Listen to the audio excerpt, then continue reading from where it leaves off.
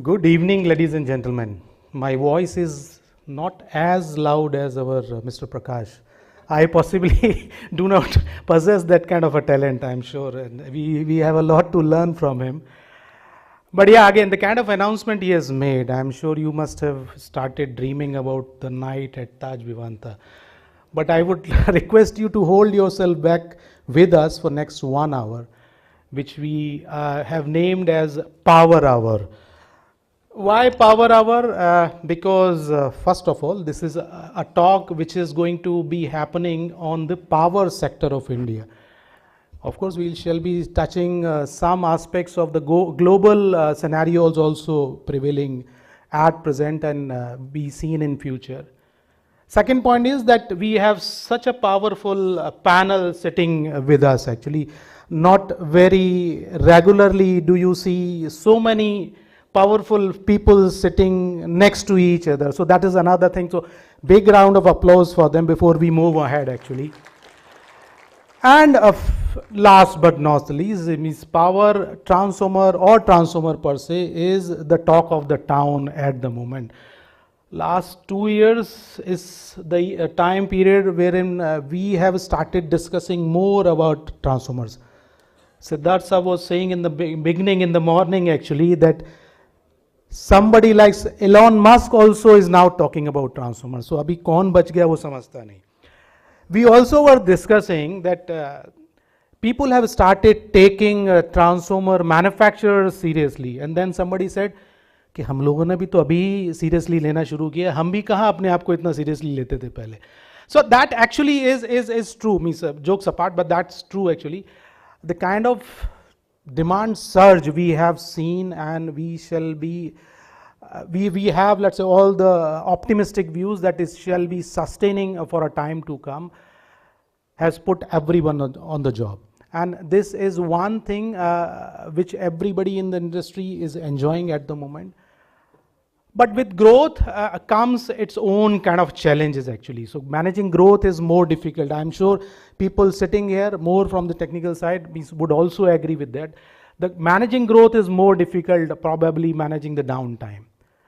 This growth has brought different challenges. Good news is that industry has geared up, industry is doing its bit more than whatever is required to meet these challenges, face these challenges, and industry has come up very well in last couple of years. As Purusa was saying in the morning that, or somebody was saying, I don't remember exactly, that last 2 years from the existing facilities only of transformer industry, we have seen 50% of the operational efficiencies going up. On top of that, there are newer facilities coming up, not only from the transformer manufacturers, but also we have seen the component manufacturers gearing up to support this activity, which industry is seeing. This is considered to be the golden time for the Indian power industry, power transformer industry. And what could be a better time to discuss the aspects related to it than now. Trafotech Global 2025 is a place wherein we get to meet very knowledgeable people, very knowledgeable, I would say technically knowledgeable people to be putting in the right perspective actually. So before wasting any time further, let me go further and start our discussion. So this whole discussion, the way we have planned is pretty simple actually. So we shall be having a conversation with our distinguished panelists to start with. Followed by, we shall also be taking some questions from the audience, a very knowledgeable audience.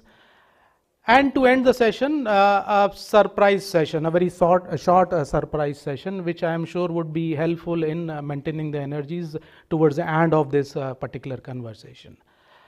So let me go to our distinguished panelists and start the conversation.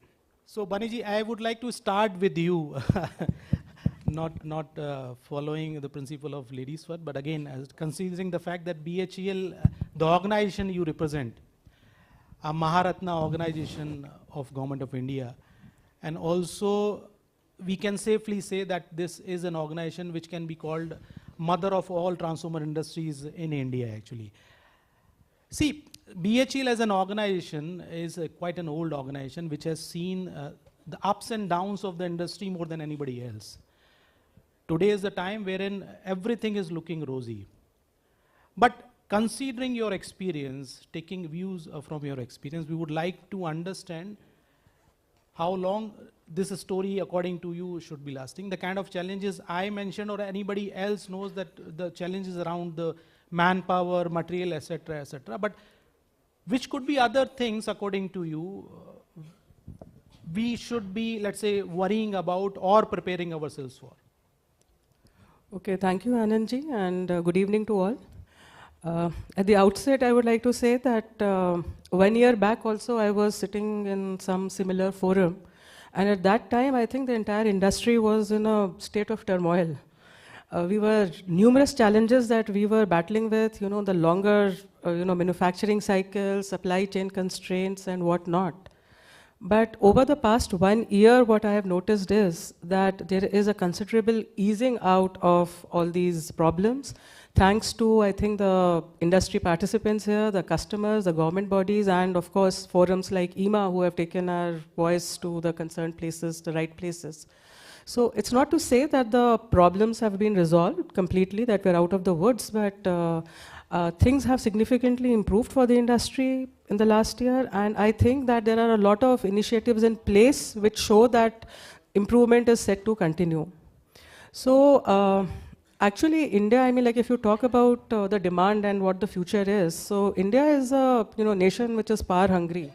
So thanks to the, unfortunately thanks to the very low base which we have of our per capita energy consumption, and then the kind of ambition we have for the GDP growth rate.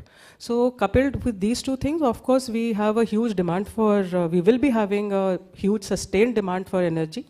And of course, any demand for energy translates into demand for transmission and transmission products. But this time what is new is, and what is different is that in addition to these two aspects, we also see that, the involvement of the green transition, this energy transition for green energy. So two things again within that. One, that the pace at which the energy, rollout of these renewable energy program generation assets is happening, it's very, very aggressive. So like, I believe nearly 24 gigawatt of only solar and wind was added last year. So that's a very, very aggressive kind of, generation which has to be evacuated. So that is one point. And secondly, that we all know that compared to conventional thermal sector, the requirement of transformers in green projects is, much more. So that is one aspect. And the government also has come up with, a very ambitious national electricity plan. And as per this, I think this time what I understand is that the national electricity plan has been made with the involvement of the industry too. So it's a very focused one which has around 13 lakh GVA and 1.8 lakhs or 1.9 lakhs of circuit kilometers to be added. So it's very, very specific and very focused. And it's not only the physical numbers that we are adding more lines and we are adding more transformative capacity, but we are looking at even the technology upgrades. Like we're talking about HVDC lines, we're talking about the EHV lines, which are the 1150, the 1200 kilovolt systems. Those are the ones which we're talking about.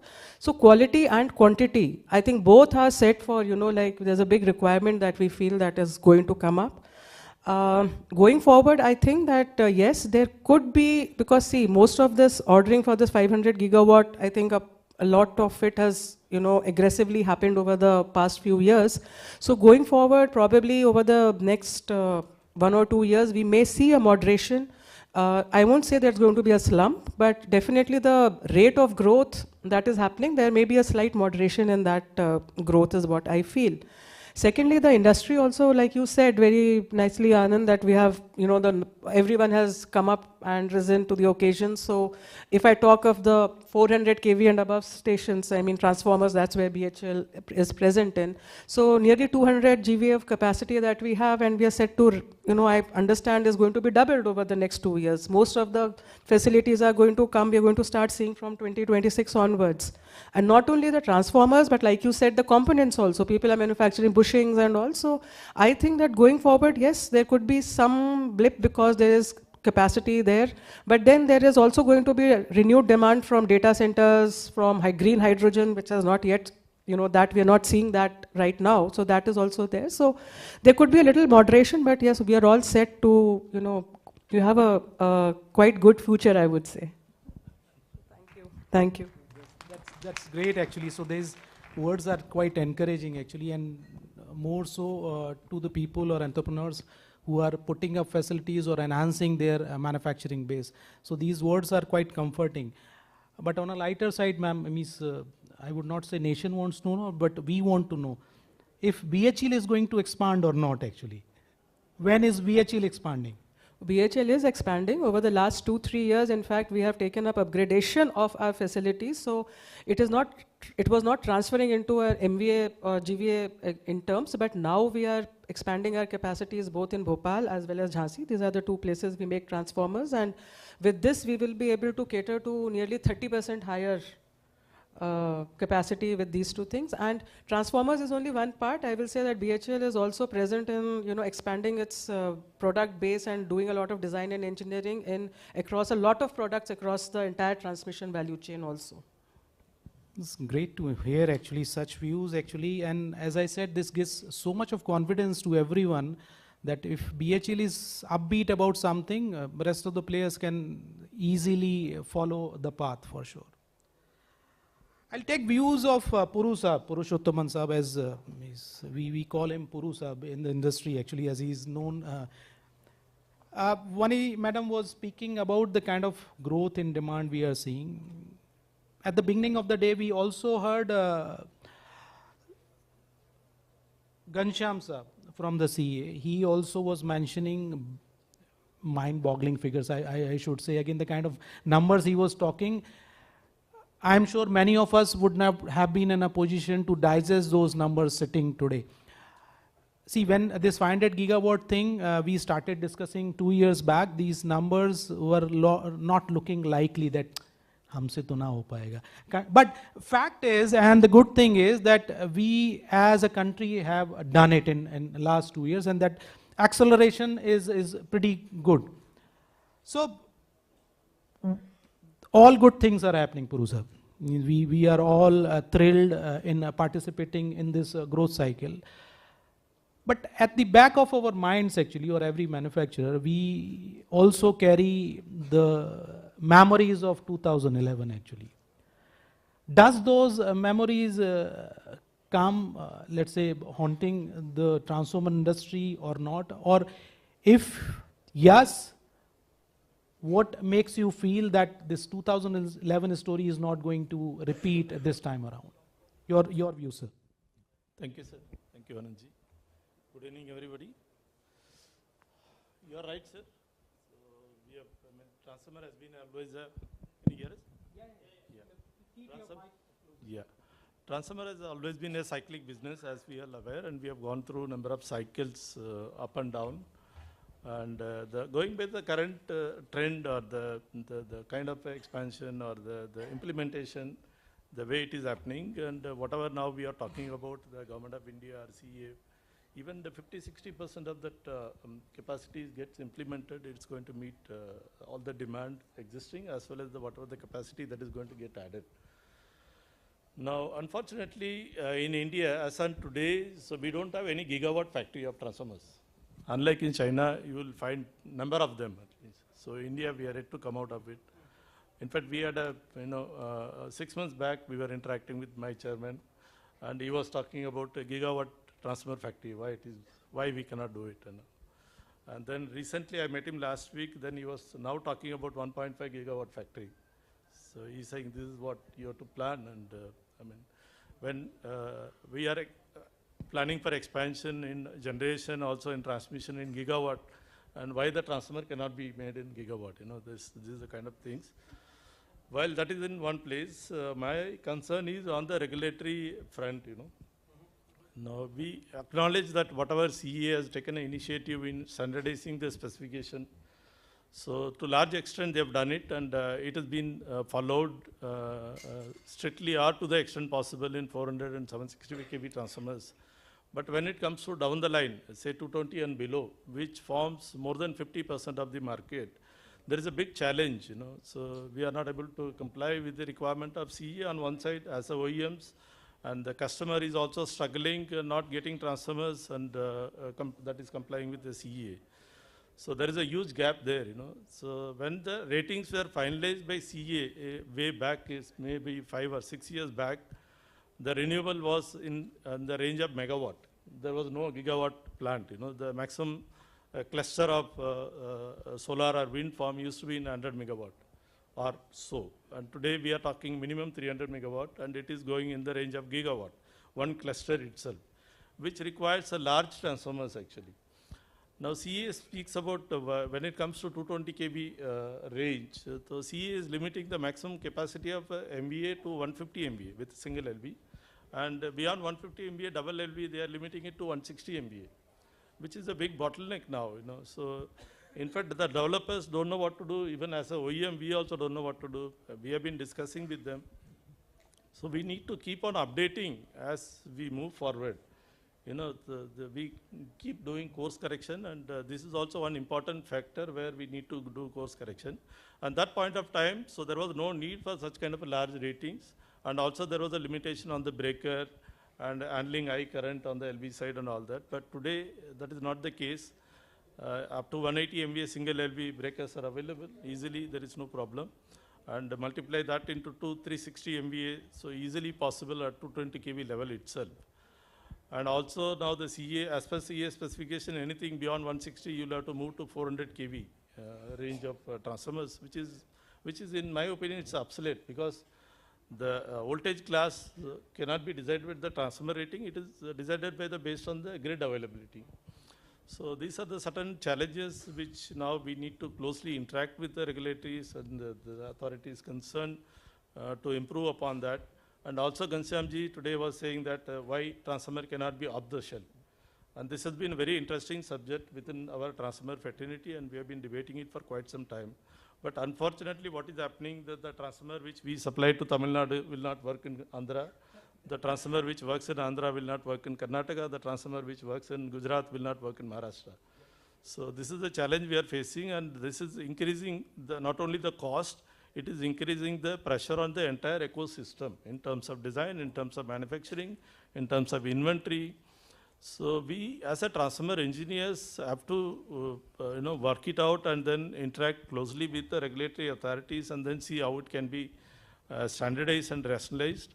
Of course, utilities have their own challenges, and there is a huge capex required for them to come out of it and then standardize across the country, which may be a challenging and time consuming.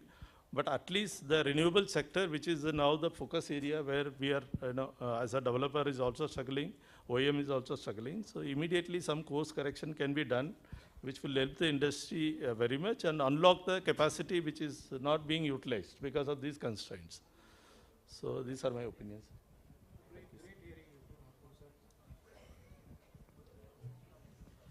This gigawatt terminology.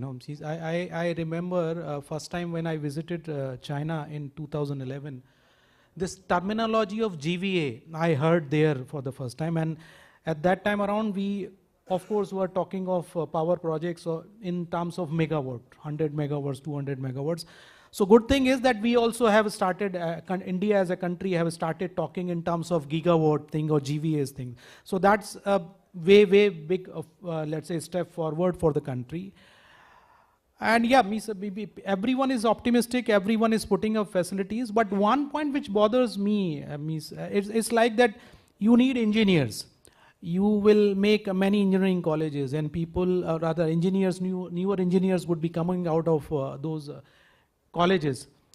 And those engineers will go to the factories, and then factories will ask, कि साल भर का experience चाहिए तभी नौकरी देंगे. So this kind of a scenario is happening today also. People are expanding their capacities, but again when they are going to the customers, they are asked, experience है क्या ये particular voltage class? So any views there, sir? Because see, until unless we see some changes there, the expanded capacities or the capital entrepreneurs are putting will not be of that use which actually should be.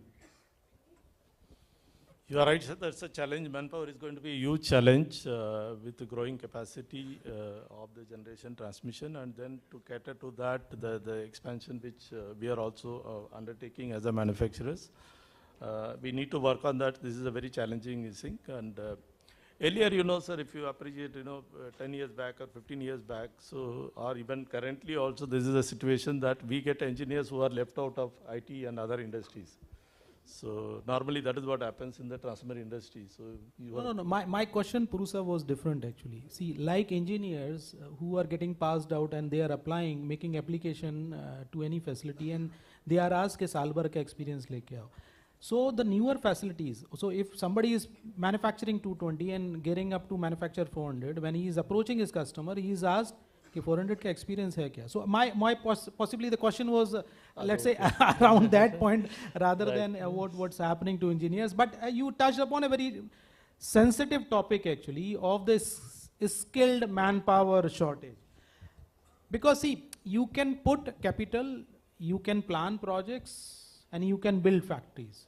But those factories would certainly need technology to start with, would need material, but if those two things are there, but until unless you have the skilled manpower or the manpower, I would say, let it be blue collar, white collar, brown collar, whatever, you'll not be able to run the factories. So Neeral sir, I would like to hear your views. Because see, we were traveling to some countries, not that we are the only ones who are facing this crunch on the manpower crisis. Countries like China also is facing this crunch for various reasons. But that is their problem. We have got nothing to do with that. We need to find our solutions for our country. I would like to know from you, since you have recently expanded and this situation you must have faced of late, what is the kind of solution short-term and long-term industry should be taking to overcome this particular problem or address this particular issue? Thank you, Anand. Good evening, everyone. So yes, this is a challenge, and it's a good challenge, because if what we hear from Vani ma'am, what we hear from Purushottam bhai, what we hear from Ghanshyam bhai, if there is a demand, if there is a growth, naturally speaking, this is a challenge. If there's no demand, there's no growth, this is never a challenge. So this is a good challenge to have in the first place. Globally, how are we placed? For countries that we compete with, say example China, I'd say we are better placed, because at least we have engineers, we have Gen Zs. They don't even have Gen Zs, they have shortage of Gen Zs. So we are better placed. So we should appreciate, where we are placed in the first case. Now, the problem is to just motivate the Gen Zs to come to the factories and not go to food delivery business or not go to IT companies. So that's the only motivation, that's the only problem that we need to solve. Workforce on the shop floor and workforce for actual manufacturing, short term, there are no easy short term solutions to that. Possibly upskilling, your own existing manpower, possibly side hiring, hiring incremental team members. Fortunately, India has the transformer manufacturing ecosystem, where we do have a lot of ancillary suppliers, where we can look for engineers also, and they would also possibly follow the same pattern.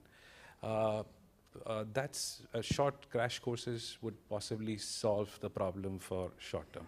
But again, what we hear from the three gentlemen that I just talked about, that's not going to solve the problem for the industry, because the cycle is going to last. And we actually have to solve this problem for the long-term basis.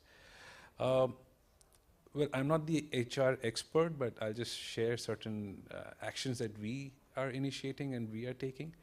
Adopting ITIs, donating machines, making sure that any engineer, any person who's wanting to work on the shop floor has shop floor experience in that ITI university itself. That's how we can possibly create talent and then eventually absorb it, rather than asking them to join our factories and then start working in our factories. This model we've recently started. I don't know how long it will go, but this is the focus where Atlanta comes from. The second opportunity, or the second initiative which we've practically witnessed, whichever factories we go outside India, we see a huge amount of women workforce. Very frankly speaking, we have tools, we have equipments, we have all the possible automation gadgets, and on all transformer manufacturings, we have efficient cranes. So there's not much of strength required, it's much of skill required, and there is a lot of women workforce that actually work on transformer manufacturing companies. It's just that we have to motivate them. So the initiatives could be to start a woman or adopt a woman ITI, and that's exactly what we've started doing. And trust me, there are a lot of, if we drill down to the details, there are a lot of handicraft items that go into transformer manufacturing, and that can be, actually handled by women. And that is a good initiative also as part of, your CSR activities. So something of this activity could solve the long-term problem of HR, of the manpower on the shop floor. And like I said, initiatives of such natures we will have to take. This cycle is going to be really aggressive. We hear everybody is expanding. Everybody is going to run short of manpower. And this is the only way. Creating your own talent is when the companies would be able to sustain such high upscale of capacity. Thank you, Anand. Pleasure listening to you, sir, again. So, yeah, one thing is for sure that old ways of doing things will not work in this condition, actually. See, during COVID time, we have seen that when we are pushed against the wall, newer technologies, adoption of newer technologies becomes much easier and faster. This UPI thing, which we very easily or conveniently use in today's time, was not very well heard of before COVID time. So this was a thing which came during the COVID time, and now we cannot think of a word without UPI or QR codes, etc., etc. So that brings in another point, and I would invite our Sridhar Gokhale Sahab, who is doing his PhD with IIM Indore, and he has been the former CEO of Indotech Transformers. And he is somebody who has a good grip on the digitizations or doing the automation things, so guiding industry on the automation. I would like to know from you, sir. You see, this getting the manpower trained is one part of the story. Motivating them to come to the factory is another challenge. This challenge is going to remain, actually, and by the way of getting different methods deployed, we'll solve the problem. But do you think this automation thing can be another added advantage or a point which can help the industry? We all know that transformer is a handicraft product, actually. Not much of automation has gone in recent years, or since the times we are seeing. But again, today's time is different. So do you think a degree of automation this is the time possibly wherein we can bring some degree of automation here? Your view, sir.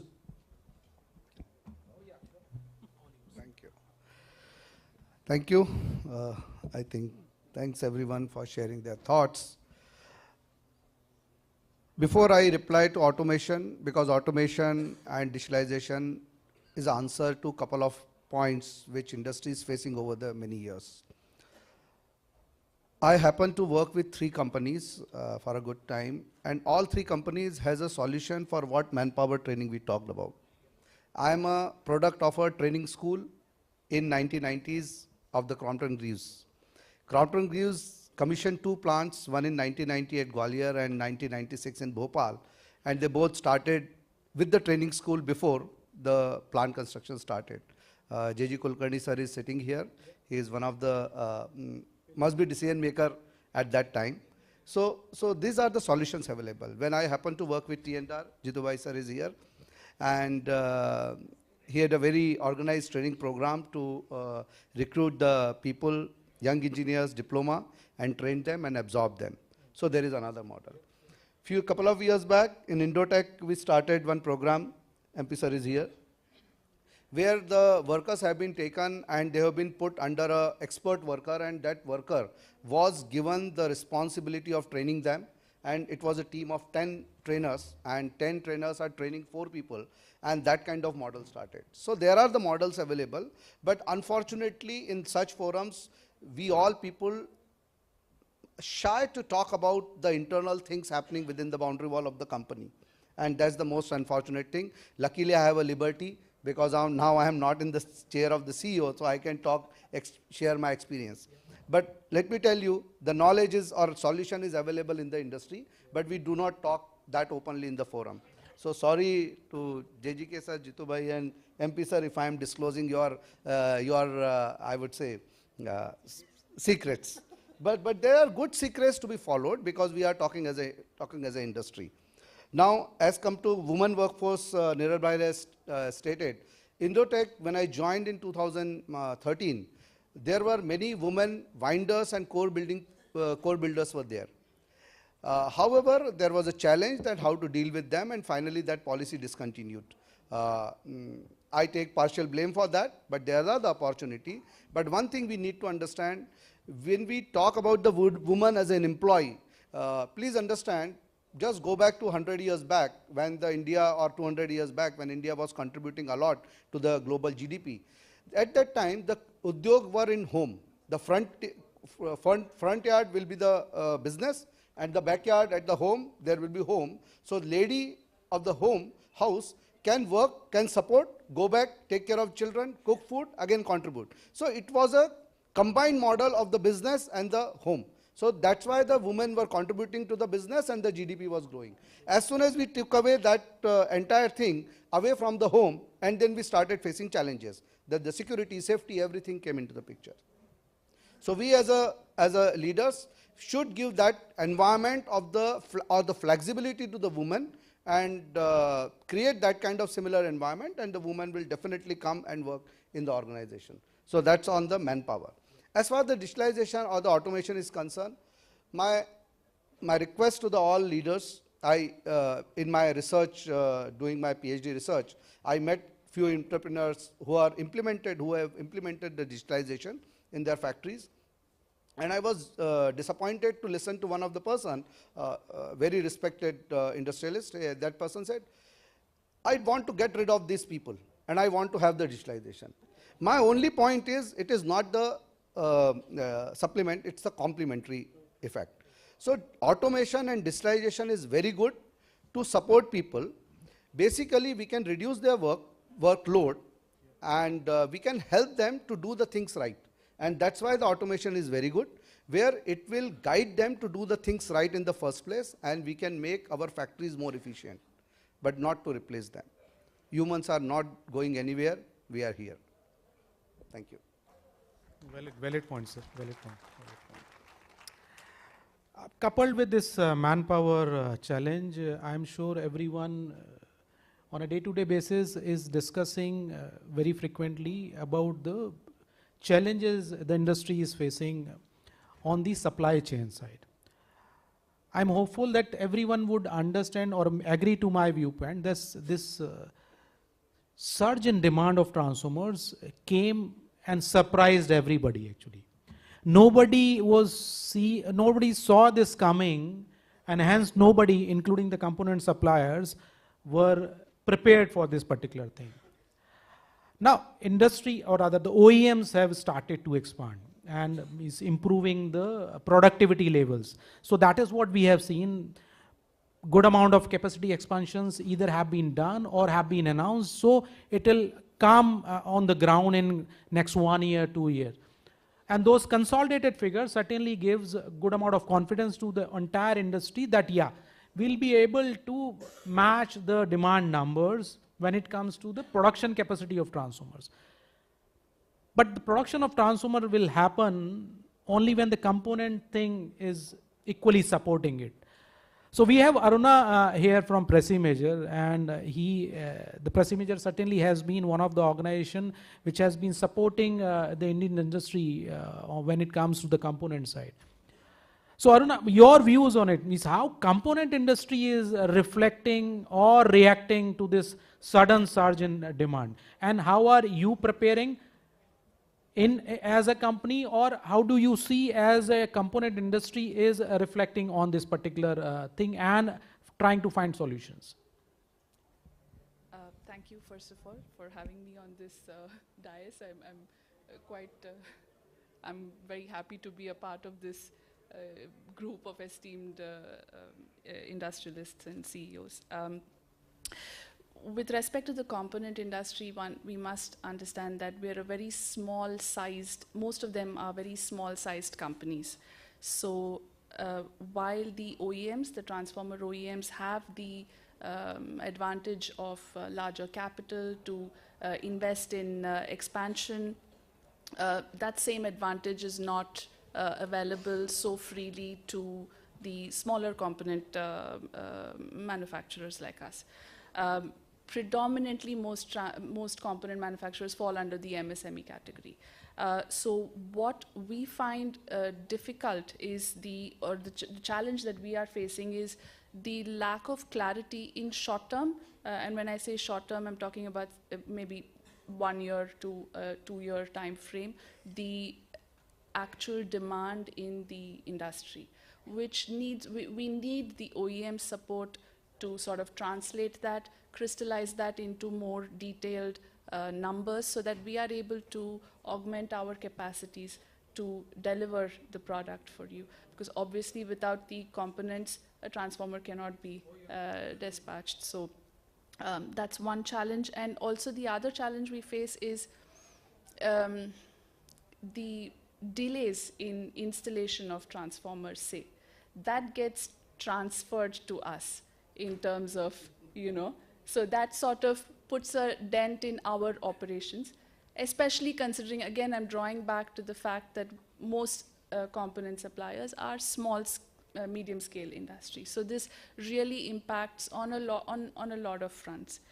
But that said, I think a couple of areas where we as suppliers, I would like to call us transformer ancillary support environment.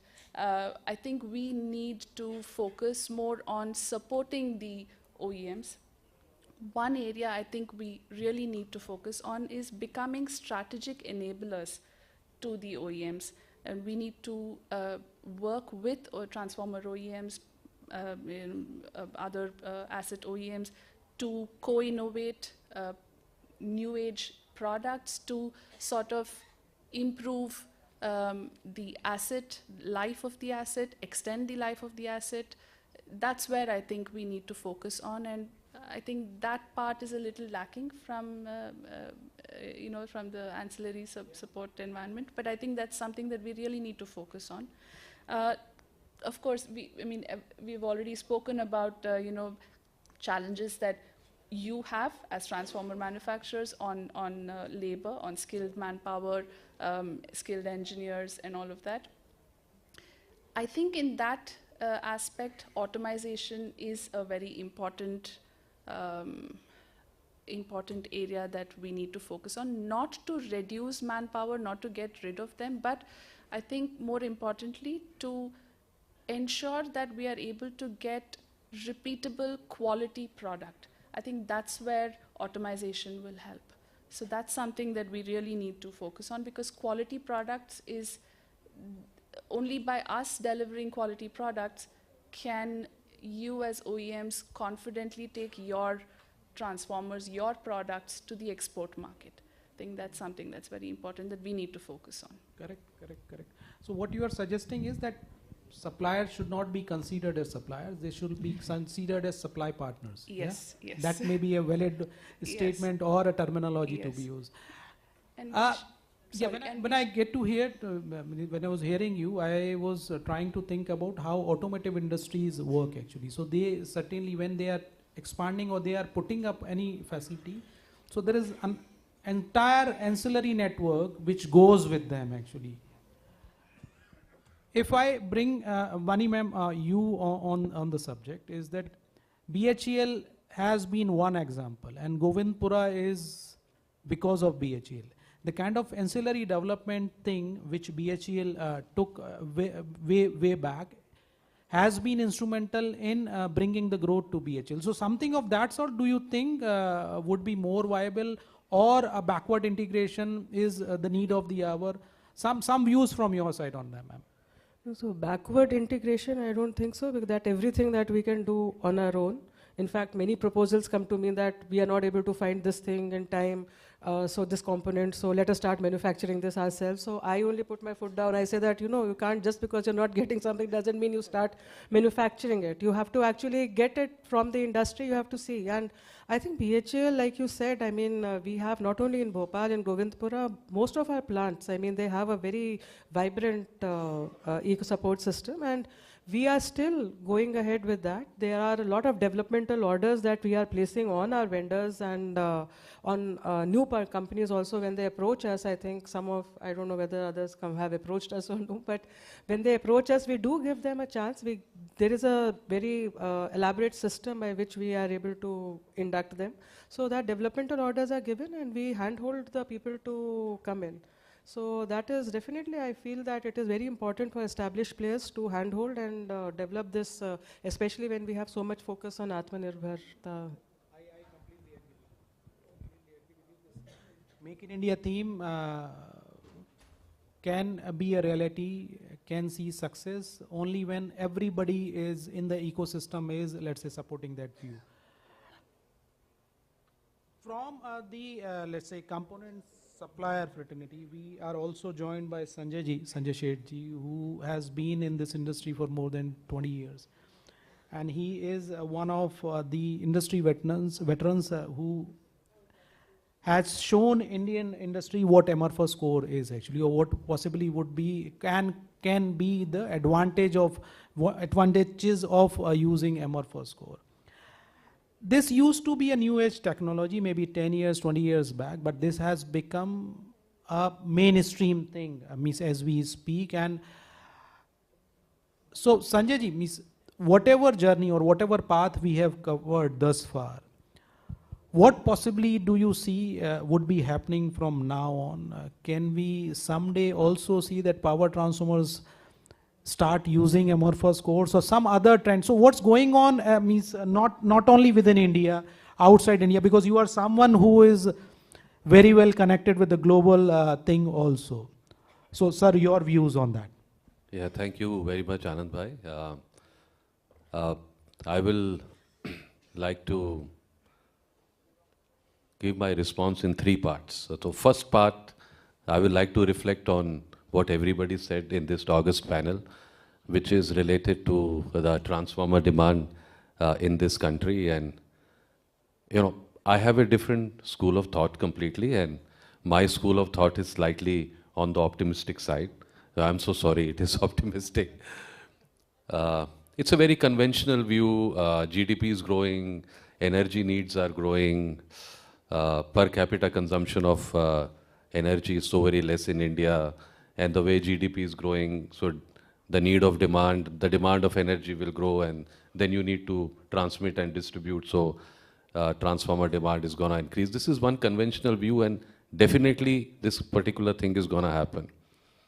But when we talk about overall mega trends which are happening in the world, like electrical mobility, for instance, electric cars, buses, two-wheeler, three-wheelers, when we talk about big data centers, when we talk about green energy, battery storage, etc., all the mega trends that we talk of today, the fundamental base of all those mega trends is energy.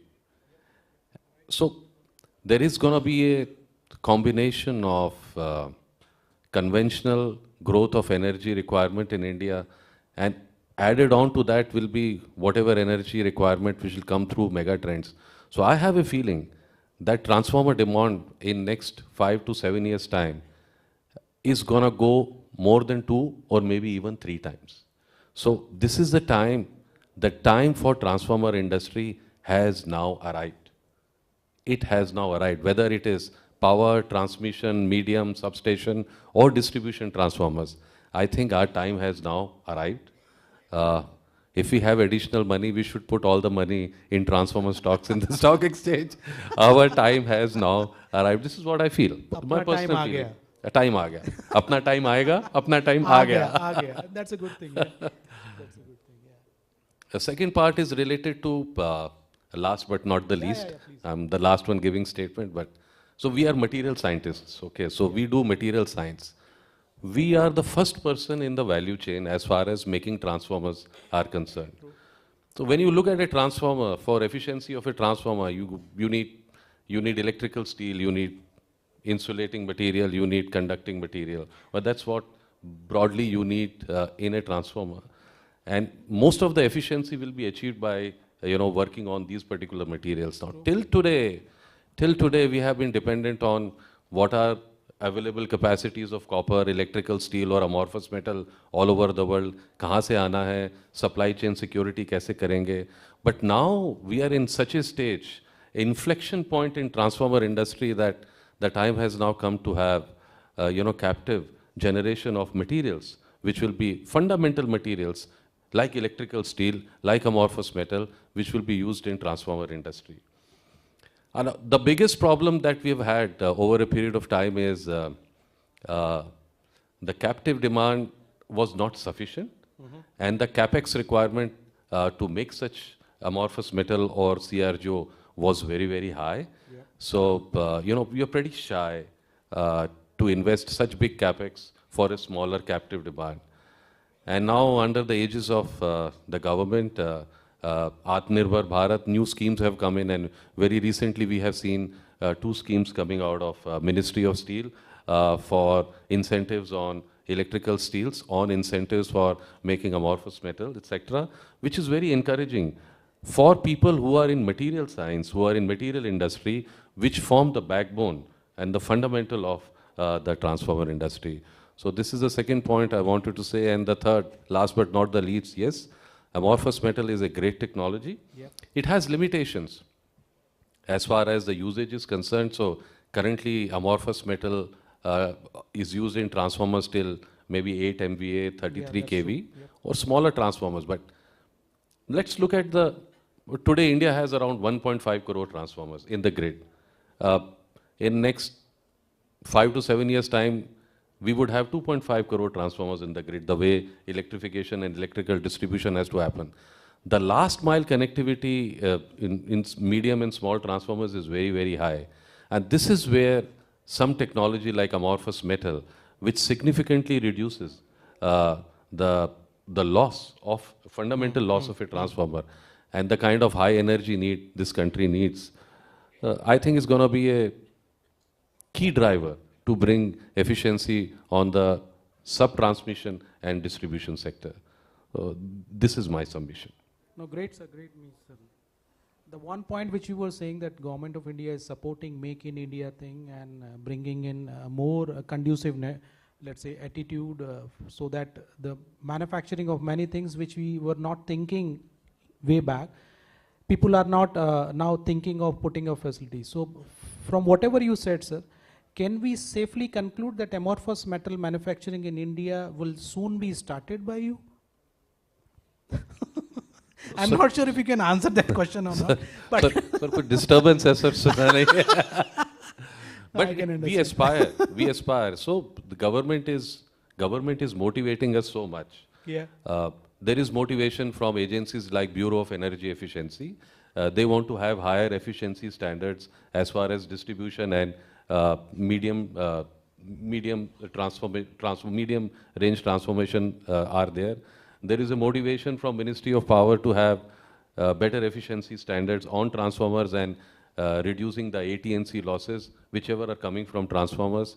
Ministry of Steel is incentivizing us so much by giving significant OPEX and CAPEX subsidies.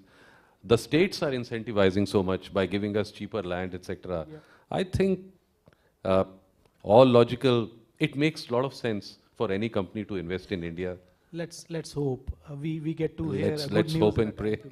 Let's hope and pray. Yeah, thank you so much for your views, Sanjay ji. Again, I've been seeing Siddharth ji taking notes for last 45 minutes, and I have not asked a single question. So the bubbles are ready to come out of his mouth, I'm sure. So again, Siddharth ji, last but not the least, you are the one who has been putting lots and lots of legwork on behalf of AIMA for past few years actually.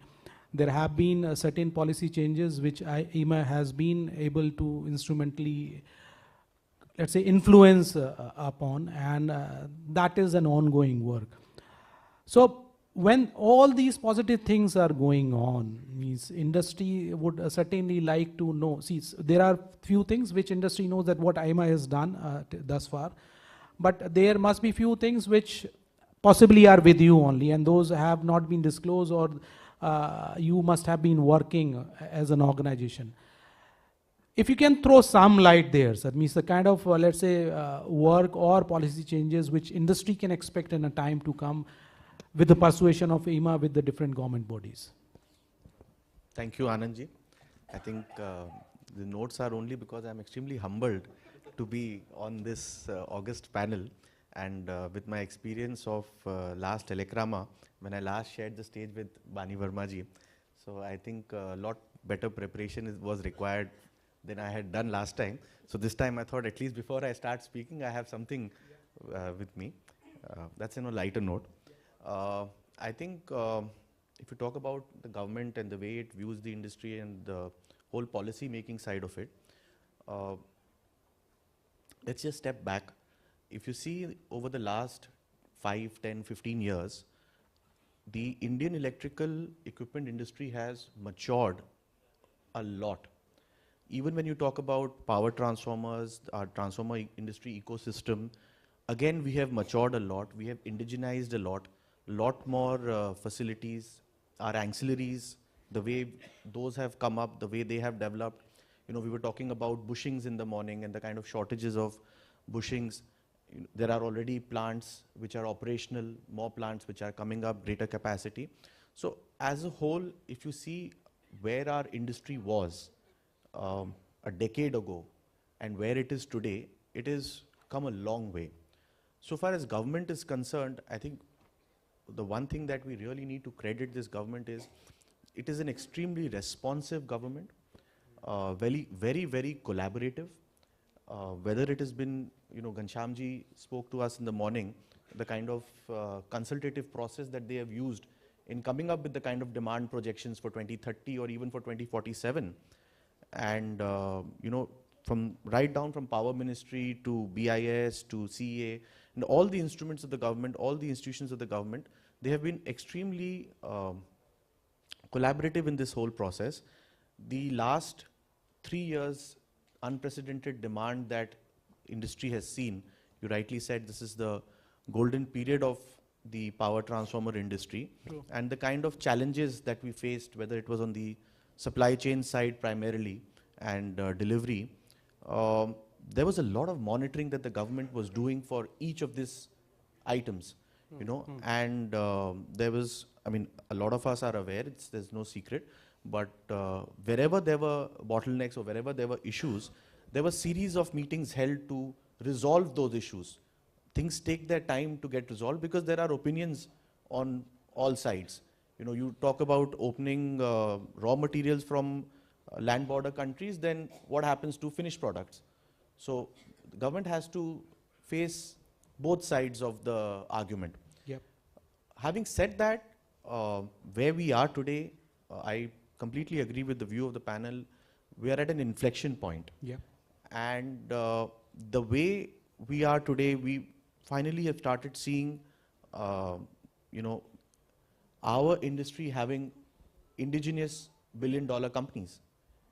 You know, it's not too far away to think now that, rather I should say that the aspiration of the industry now should be to have a much more global outlook.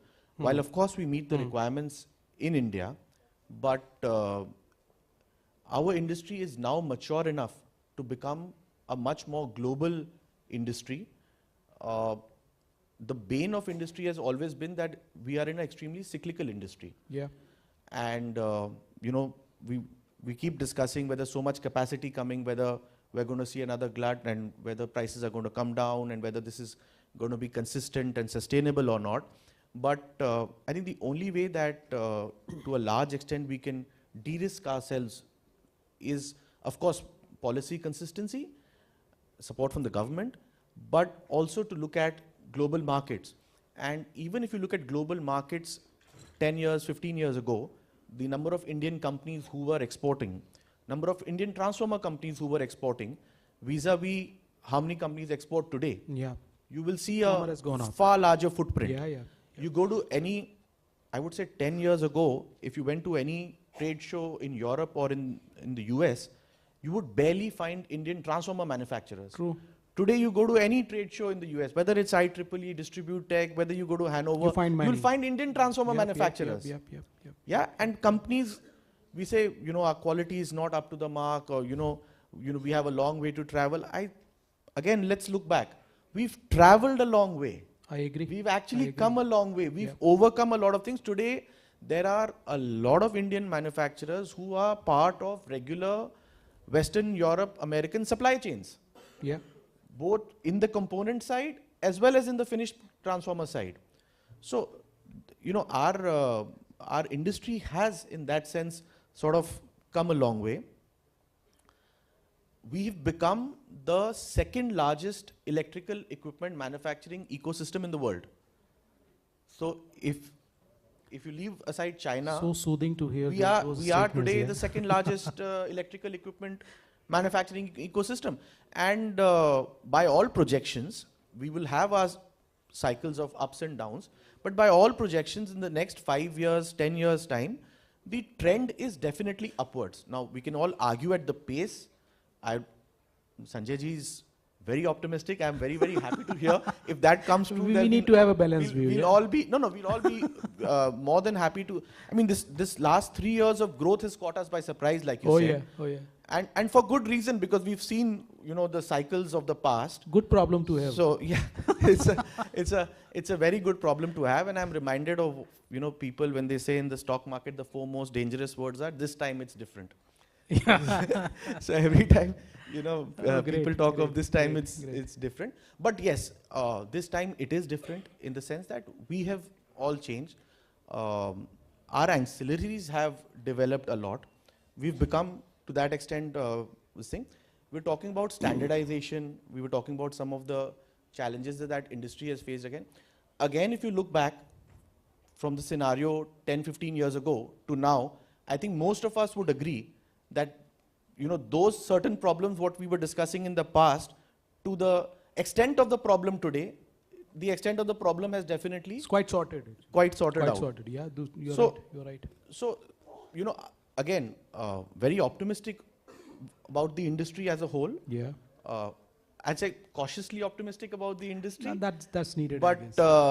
But definitely very, very thing. And we will attract more manpower, better talent, only if we pay better. We can only pay better if we grow better. Earn better. Yeah. Grow better. When people talked about the software industry in the 90s, this is the same problem that they said, that where's the manpower? How will the software industry grow? They found the solution. True. And look at where the software industry is today. Where the auto industry was 10, 15 years ago, auto ancillary industry, to where it is today, they've had their share of problems. But today you have Indian auto component manufacturers who operate globally. And they are global Traveled a long operators. way. And I think that is where our industry is headed. Yeah. And I personally would feel that in the next 5, 10 years, we should have our own Siemens and our own Schneiders and our own global Hitachis coming from India. So that's my vision of the industry. इतना सारा confidence आज भर गया है ना. I'm sure. Thanks to all the panelists. Me sharing you all, of course, fills you with lots and lots of confidence. See, we have problems, but it's good to see or good to hear that we have solution to each and every problem. We have, let's say, a very knowledgeable audience sitting here. I would like to take some 3 odd questions from the audience, and our panelists certainly would be interested in answering. So anybody can raise hand, and we will certainly be ready to answer the questions. Yes.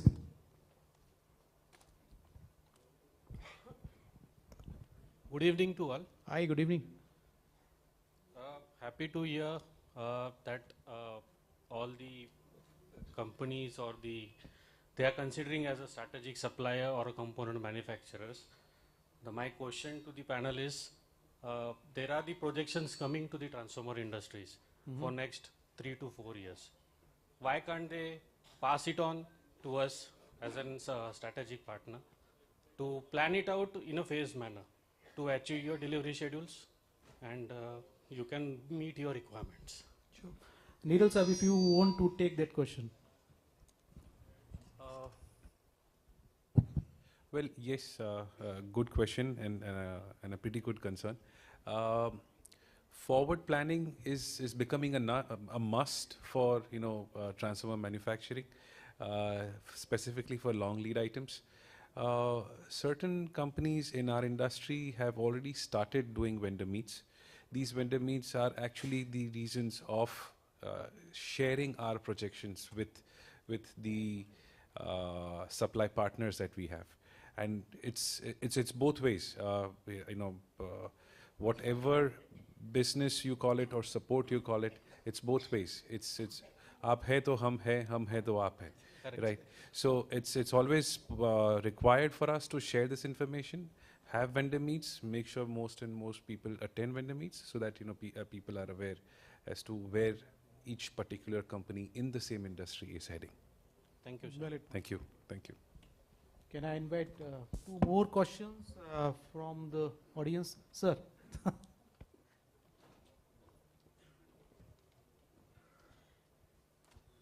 Somebody please help me with the mic, please. Thank you. This was really interesting interactions and very good opportunity of listening to Star Vault of the industry. One common thread which I have been seeing here, that everybody is worried about the skilled manpower, trained manpower. How do we bring this manpower? How we encourage it? I have been through this industry for quite some time, and it's a known fact that when we talk about our country, the GDP of the country, the MSMEs are contributing a very large amount of sum. Has anybody thought from a different angle that MSMEs are the one who are training the people? They are the biggest training center. No matter how many universities and other things are there, but the MSMEs train the people, and these MSMEs, when they train the people, whether it is a small scale, medium scale, whatever scale is, they take a pain. Of course, they hire the people at a very low salary, but they put a lot of energy and time to train them. And what happens after 3 years? After 3 years, 4 years, these trained people are available for the larger industry. Nothing wrong into it. At the same time, something, this is just stuck to my mind when I have been listening it since morning. Can we not think for incentivizing these MSMEs which are contributing of giving a training to the freshers, whether from the A category of the school or a Z category, but this training can make the workforce available, whether it is a blue collar, white collar, whether it is IT or whatever it is. Yeah. So this is something which I just thought that for the big CEOs and industrialists sitting here, think about it. And then if we can collectively think, Siddharth, as a sort of a matter with the EMA, something worthwhile can be happened into that direction. That is what I wanted to say. No, Thank you so much, sir. Sanjay, since you mentioned that, there are already quite a few skill development initiatives that various state governments have taken. Power Grid has started 4 or 5 skill development centers across the country. In fact, at EMA as well, we have been part of the Institute Management Committee of an ITI in Calcutta. We've been running that ITI for the last 5 years. We've scaled it up to from about 40 students to about 600 students now. So there are various skill development initiatives which have been taken up by various governments, and we at EMA are cognizant of this issue. We have been taking it up, and in fact, even in our interactions with the central government, we've given a proposal of working with various state governments to take over certain ITIs and run these skill development sectors specifically suited to requirements of our industry. I would like to speak something.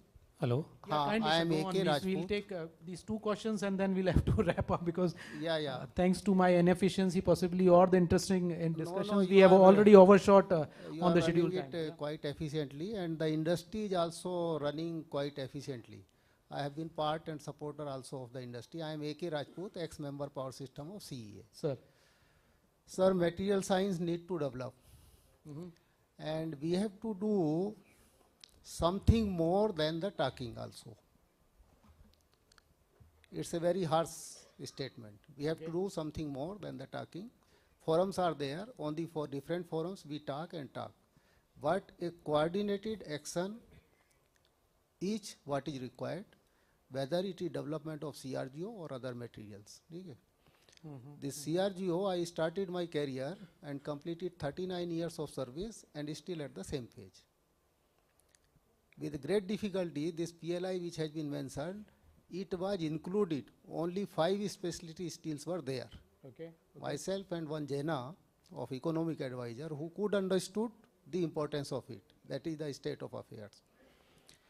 Another thing is that GATE exam is being conducted.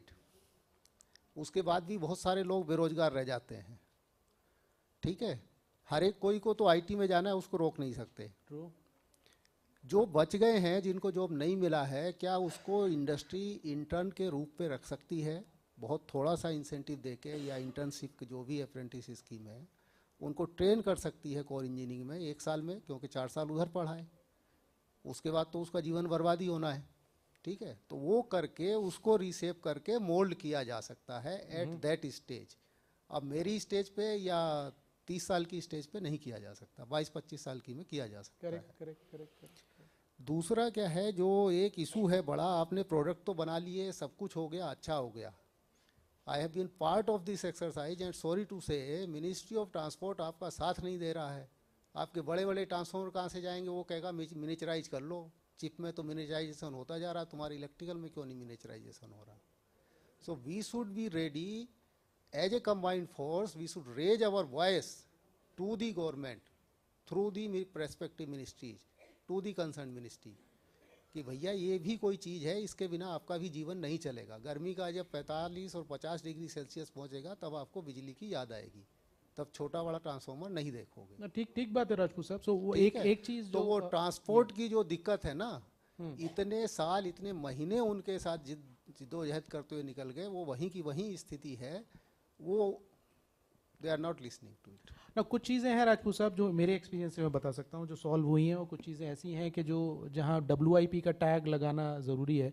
Industry certainly जैसा हमारे distinguish panelist ने बोला भी, industry is quite positive, optimistic, supportive, कि जहाँ man power को train करने की बात है, maybe for the selfish reasons only, but that inclination is certainly there from the industry side, and we certainly would welcome different agencies including the power grid and government also is supporting that particular thing in a bigger way. They have understood कि इसके बिना काम चलने वाला नहीं है. So that is point well taken, sir, and this transportation thing remains a challenge, and I'm sure every one of us is really working on this particular issue with the government. एक चीज material science पे बोलना चाहूँगा, एक चीज only for 1 minute. So thank you so much Rajput साहब, इतना जो आपने, you have done fundamental work for the power sector, and thank you so much for your service. So many thanks. Hello. Material science में sir कुछ ऐसा रहा है कि पीछे काफ़ी ग्लोबल डिसरप्शंस हुए, कोविड के डिसरप्शंस हुए या दूसरे जियोपॉलिटिकल डिसरप्शंस हुए, और इंडिया में इतनी कैप्टिव डिमांड थी भी नहीं शायद पिछले 35 साल में कि मटेरियल साइंस से या CRGO या अमॉर्फस या और कोई इंसुलेशन रिलेटेड मटेरियल जो अभी हम इंपोर्ट करते हैं उसका प्लांट की वायबिलिटी यहाँ पर बने. लेकिन इस समय जिस तरह से गवर्नमेंट का इनिशिएटिव है और जिस तरीके से कैप्टिव डिमांड बन के निकल के आ रही है sir, I think the time has come and you will see lot of activity on material science, both on CRGO and amorphous metal, and preferably on some other materials also, which will be supporting the transformer industry as a whole, sir. Actually sir थोड़ा बड़ा सोच करना पड़ेगा. बड़ा सोच से मेरा मतलब ये है कि अभी हमने चलो PLI ले भी आए, सक्सेसफुल होगा नहीं होगा वो अलग बात है. And there are many other factors. Point well taken sir. And point उसमें ये है कि हमें अब ये सोचना पड़ेगा कि हमारी रिक्वायरमेंट, हमारा मार्केट इतना नहीं है, हालांकि अब हो गया है. बाहर भी तो खाली पड़ा है. 14 कंपनी जो CRGO बनाती हैं, क्या वही वर्ल्ड वाइड कवर करती रहेंगी जैसा पहले करती थी? नहीं सर, सिचुएशन में काफी चेंज है. थैंक्स टू योर एफर्ट, जैसा संजय ने बोला पहले भी, कि अपना टाइम ऑलरेडी आ गया. वो तो फुल लाइफ किया है. कभी हेल्प की जरूरत पड़े तो बताइएगा. Sure sir, sure. I would like to invite a question last from Khopkar sir. Thank you sir. I am Anil Khopkar from ERDA. Everyone knows you sir. आपके इंट्रोडक्शन की जरूरत मुझे नहीं लगता पूरे ऑडियंस में से किसी को है. So please go on sir, please go on. Thank you sir. Sir, my question is, there was one discussion about the competent manpower. So to manufacture the transformer we required skilled manpower for manufacturing, design, testing. Since I am from the testing laboratory, so in absence of the competent manpower, how do you handle the testing and all? Because to do the testing, to understanding the standard is very much required. To use the correct equipment, accurate equipment, to make the test setups, everything is required by the competent manpower. So if we do not have the competent manpower or shortage of manpower, how you handle such situations? Anyone can answer. Puru sir, if you can handle that question, because that's too technical for me. Yeah. No problem, sir. Sir, manpower, a lot of initiative, as all panelists were saying, a lot of initiative has been taken. Just to give example of my own company, so now today we have almost 1/3 of my workforce comes from NAPS and NATS. So we are taking full benefit of what the initiative taken by Government of India also. Now they have made it mandatory. 1/3 of workforce, and these guys, sir, they are all maybe 10th past, 12th past, especially NAPS, and they just learn in 3 months. 3 months old NAPS is able to do my winding power transformer. So this is the kind of a thing. So that is we are blessed in India with this kind of manpower. So we are fully utilizing that, and so it's available. It's a matter of, sir, enabling them and then encouraging them to take care. And Sir, in fact, we have taken good them, and 3 years you can have NAPS, and whoever is, we are finding the performance good, we are converting him to the regular workforce. Hello, sir. This is hello. This is Pankaj Goyal from BSES, one of the utility power distribution utility. Sir, we are moving towards the dry type DT nowadays. But when I see the manufacture in India, very limited manufacturers are manufacturing dry type DT in India. So I want to understand what are the challenges they are facing. We are purchasing dry type DT with the E2C2 F1 certification. It's a mandatory certification, we know. But other manufacturers either not interested or even not started the manufacturing. Only 3 or 4 suppliers available in India who having the E2C2 F1 in India. So thank you, sir. Means this possibly would be the last question, because Mr. Prakash is looking at me very vigorously that के मेरा program dinner का ये hijack कर रहा है Anand Sharma. Sure, so sir, I would not allow that to happen. This is the question from possibly, utility, sir. I'm not sure who would be in a better position to answer that question, sir. Yeah. Yeah. Anybody would like to? That possibly would be the last question we shall be taking. I'm sure. Sir, during the dinner time, I'm sure we'll be able to. No? Okay, fine, sir. Fine. Sir? Yeah. Go ahead. Yeah, go on, sir. Go on.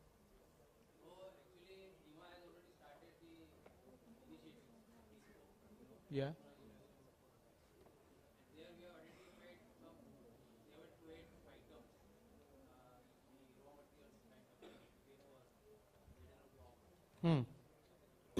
Yeah. Sir, we are not able to listen because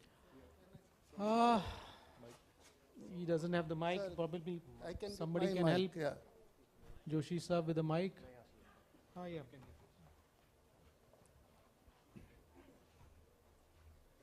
Sorry, Prakash bhai. No? You also have a question? No. we don't have time to take your question. And Prakash is also a member of TISCO. So your question is included in Joshi Saab's question. Yeah. So there is an initiative that is called TISCO, Technology Innovation Support Council. So I know, we are we have approached IIT Gandhinagar IIT Roorkee, and then we are under development. So if anybody want to have development, we can tie up with these IITs or the academia, and we can develop the materials required for the transport industry or any other industries. That is what I want to convey. Fine. MP Sahab, can you take that question of dry type transformers Thank very, you, very Joshi, briefly, and then Thank you, we Joshi, sir. And as per conclude the our dry session. type transformers, sir, there is a lot of regulatory changes we have been also pushing actually. So hopefully, sir, it should happen. Once that happens, probably you will see, because there is an entry barrier in case of dry type transformer. And from customer perspective also, sir, there's regulations changes required. So maybe it will take some time, but definitely it's going to be order of the day, at least on the lower ratings. And also in the urban environment where the transformer has to work in the city places. So this will happen, sir. Also, Thank you. Anandji, I think if you're facing a particular problem with number of manufacturers, if you could maybe somebody from the EMA IoT could contact you. You could circulate your requirement. That can be circulated in the EMA division, and then manufacturers who meet your requirement can come and contact you. Valid point. Okay, sir. Thank you. So thank you so very much, all the panelists, Ms. and Ms. It was a session which we planned for an hour, and we have already overshot by 15 minutes. So maybe my inefficiency to moderate the panel, or the interesting discussions which we had and which we could not control beyond a point. So all in all, what we have understood, that this spark in the requirement in power transformers or the power equipment, the equipment, is being handled at a very mature level or mature way by both OEMs and the component suppliers. Let it be on the skill development front, let it be considering our suppliers as supplier partners. So this discussion certainly gives a good amount of confidence that whatever requirement or challenges we are going to have in future, industry is pretty much geared up. So thank you so very much for sharing your views. It was really, really, really very nice hearing all of you. Thank you once again.